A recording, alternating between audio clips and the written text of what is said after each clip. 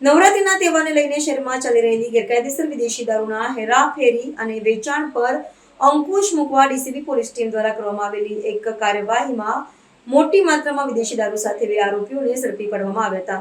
તહેવારોને ધ્યાનમાં રાખીને Surat crime branch police team પેટ્રોલિંગમાં હતી. તે સમયે મળેલી ગુપ્ત માહિતીના આધારે વેડ રોડ સ્થિત પ્રાણનાથ હોસ્પિટલની સામે રસ્તા પરથી પસાર થઈ રહેલી બોલેરો પિકઅપ વેનને અટકાવી તપાસ કરતા તેમાંથી મોટી માત્રામાં વિદેશી દારૂ અને બિયર ટીન મળી આવ્યા હતા.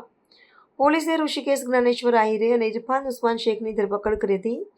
પોલીસ દ્વારા વેનમાંથી કરવામાં આવેલી તપાસમાં ભારતમાં બનાવટના વિદેશી દારૂની બ્રાન્ડ અને બિયરની 150 પેટીઓ જપ્ત કરવામાં આવી છે, જેની બજાર કિંમત ₹14,79,020 છે.